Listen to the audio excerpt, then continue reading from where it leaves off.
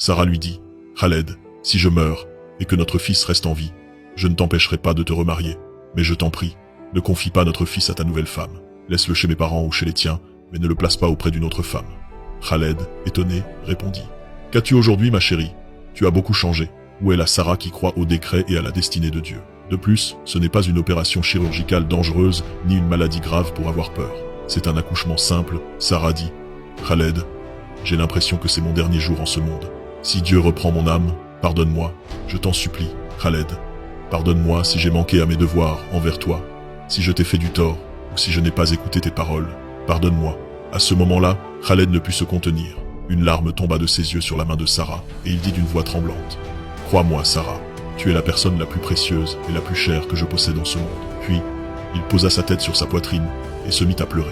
Le médecin entra et dit, « Remets-toi à Dieu et prie pour que Dieu facilite l'accouchement de ta femme. » Sarah entra en salle d'accouchement accompagnée du médecin et des infirmières, tandis que Khaled resta assis à l'extérieur, repassant le film de leur vie commune depuis leur mariage jusqu'à ce jour, les mains levées vers le ciel, priant Dieu de lui faciliter l'accouchement. Une heure passa, qu'il attendit anxieusement, jusqu'à ce que la fatigue le submerge et qu'il s'appuie sur sa chaise pour s'assoupir un peu.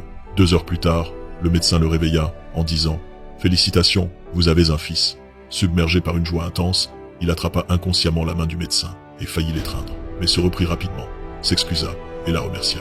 Il releva la tête et demanda au médecin « Et comment va ma femme ?»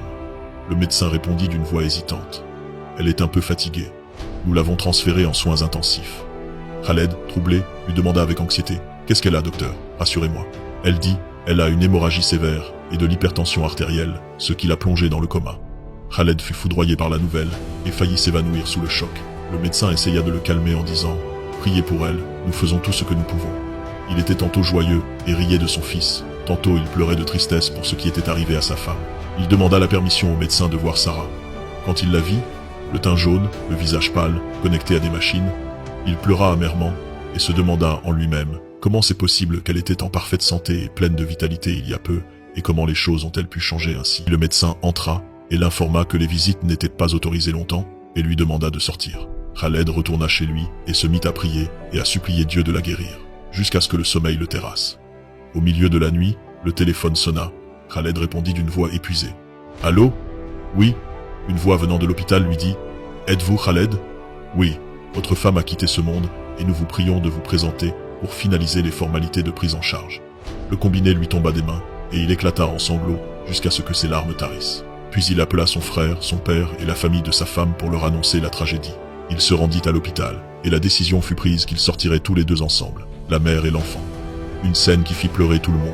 La mère sortit, enveloppée dans un linceul blanc, faisant ses adieux à ce monde derrière elle, et l'enfant sortit, enveloppé dans un linge blanc, arrivant dans le monde sans mère.